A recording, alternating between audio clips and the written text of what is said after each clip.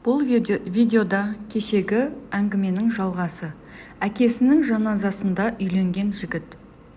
6 жасқа толып, оң мен солды ажырата бастаған бала өзін әкесі алып кеткенін қалап, сенбі күні келген әкесіне түрлі шағымын айта бастады. Анасы көбінесе той-томалақта жүретіндіктен, көбіне жеңгесі бас-көз болып қалушы еді. Апам мені ұрды, бұзық болғаны үшін мені қараңғы бөлмеге қамап қойды деп, осы секілді өтіріктерді айтып, әкесіне шағымданды. Бұл сөздерді түсіндіре алмай сақауланып, қиналып жылаған баласын құшағына қысып, үнсіз көз жасын ешкімге көрсетпеуге тырысты. Онсыз да қайғыдан қабырғасы қайысып, өлердей сенген жеңгесінен мұндайды күтпеген Мадияр ешкімді тыңдамай, жеңгесіне ауыр сөздер айтып, жүрегіне жара салды. Ұлын жетектеп, бұл үйге қайта келместей, есігін тарс жауып кетті де қалды. Қыркүйек айы келіп жетті. Мақсат даярлық сыныбына бара бастады. Әкесі үнемі өзімен бірге жетектеп қай сыныпқа сабақ берсе, сол сыныпқа алып барып отырғызып қоятын. Мақсат күн өткен сайын тұйықтала берді. Айтқан сөзін сыныптастары түсінбей, бірнеше рет қайталап сұрай бергенінен, дұрыс сөйлей алмағанына ызасы келіп, қолын бір сілтеп сөйлемей кететін. Айналасындағы адамдардан алшақтай берді. Педагогтың жұмысы өте ауыр, әрі төзімділікті талап етеді. Бітпейтін қағаздар, тексерулер, одан қалса әр оқушының мінезі, сабақ үлгерімі үшін сөгіс естуі бар. Ал енді бұл шаруаға жас әкенің өз баласымен айналысатын уақыты болмай жүрді. Тіпті үй шаруасында істеп үлгеруі керек. Мақсатты жарының аманаты санап, көзінің қарашығындай сақтап, жан баласынан қорғап жүргені мен оған көңіл бөліп, әңгімесін тыңдауға әкесінің уақыты жетпейтін. Солай күндер өте берді. Әйел үйдің берекесі, мерекесі екенін әйелсіз үй қаңыраған, бос сарай боларын Мадияр ұғына бастады. Әйелмен қол ұстасып жүрген отбасыға сүйсінсе, әйеліне қас-қабағын түйіп жүретін жігіттерге өз ақылын айта жүретін. Әйеліңнің жылдық асы өткен соң теңіңді тауып үйлен деген таныс туыстың сөзіне мән бермейді.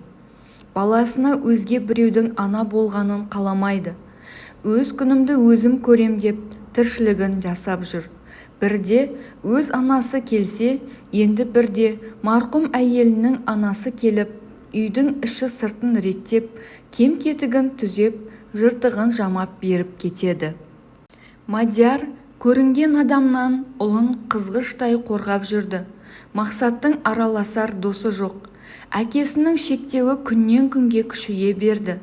Бала түгілі ішкі жан дүниесіндегі аласапыранды ақтарып, жайып салар, Мадиярдың да жанына жақын ешкім жоқтай. Күйзеліске түскен әке байғұс жынданудың алдында жүр. Кей кездері жасырын ғана марқұм әйелінің суретімен тілдесіп, көз жасын бір сығып алады. Қайын жұрты өз рұқсаттарын берсе де, қайта үйленуді өзі қаламай қырсығып жүр.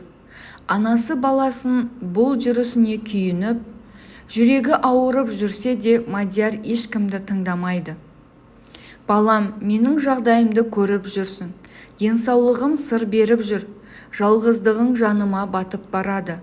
Армандап кетпейін, балам. Мен жалғыз емеспін. Қасымда балам бар. Өз теңіңді тауып шаңырақ көтер. Әйелсіз үй қараңғы. Балаңа да ана керек. Жас күнінде үйленсең, балаң да анасына тез үйренісіп кетер еді. Өтініш, бұл тақырыпты қайта қозғамауыңызды сұраймын. Өмір бойы осылай өтпексің бе? Иә, осылай өтемін. Мені неге түсінбейсіздер? Мен әйелімді сағынып, дидарым бір көруге зар болып, сезімім жанымды жаралап, өзімді қоярға жер таппаймын. Мені осындай күйге түсірген сезімді қалай өшірем? Өз әйеліме деген махаббат оты жанымды өртеп жатқанда өзге әйелді алсам, ол адамға қиянат жасаған болмаймын ба? Ол әйелдің жүзіне қалай қараймын? Уақыт емші балам. Ұзақ уақыт бойы өмірлік жарым деп сеніп, арқа сүйеп келген, тәтті де қызықты сәттерді бірге бастан өткізіп жүрген адамым бір сәтте жоқ болып кетті. Есімнен адасатын күйдемін.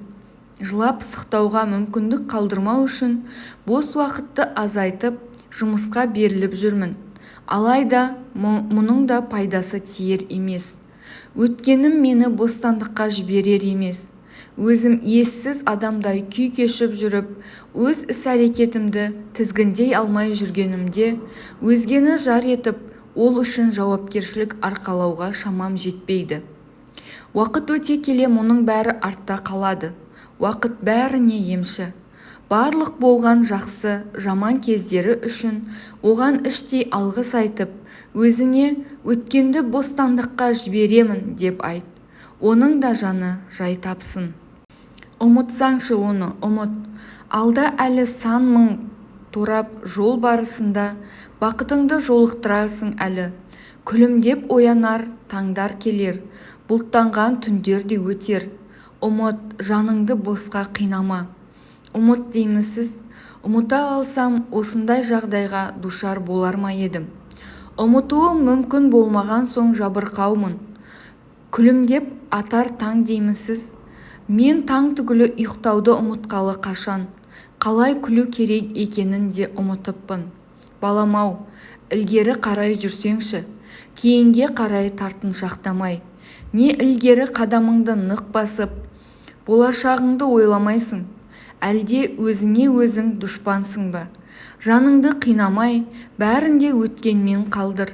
Ең болмаса, сыр ақтарып, жаныңды жегідей жеген бұл азаптан арылсаңшы. Осыншама солардай не болды өзі? Өлгеннің артынан өлмек жоқ ұлым. Құрбыға да, досқа да аян жан жарам. Маған аянышты көзқарас танытқан болады. Содан соң айтпауға бел будым. Мен махаббат дертіне шалдықтым. Емім де, емшім де тек қана сол. Одан өзге ешкім көмектесе де алмайды. Солдым, иә, мен солып барам.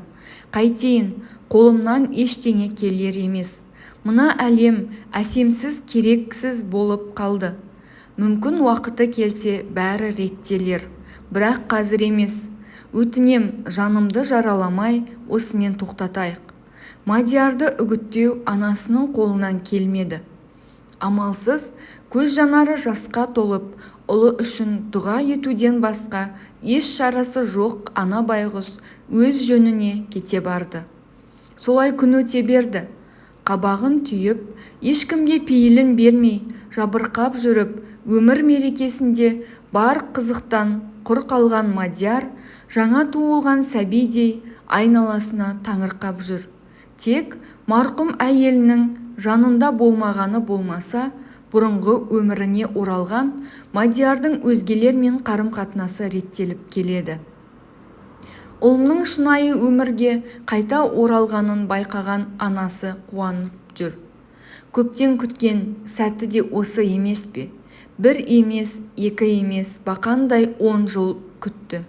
Өткен осы жылдар бойы бар дұғасы ұлымның өз теңін тауып бақытты болғанын көрмейінше, жанымды ала көрмеші деп Тәңіріне жалбарынып келді. Анасының дұғасы қабыл болғандай байқамай қалды.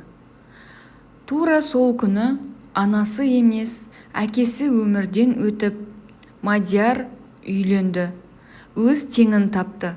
Әулет болып қуанғанымен, осы қуаныштың артында үлкен қайғы тұрды. Ол әкесінің өмірден өтуі болды. Анасы жұбатып, өмір болған соң барлығы болады балам. Көрдің бе, өмірде мен қазір қалай қатты қуансам, әкеңнің өмірден өткені үшін өте қатты қайғырып тұрмын. Саған ешқандай мысал келтірмеймін. Міне өз теңіңді таптың, артқа қарамай бақытты бол. Ол дүниеде әкеңнің де, әсемнің де жан дүниесі тынышталсын. Балаңа ана керек, балаңа анасының орнын басар жақсы ана, саған аяулы жар болсын балам деп, ана байғұс баласына өз батасын берді.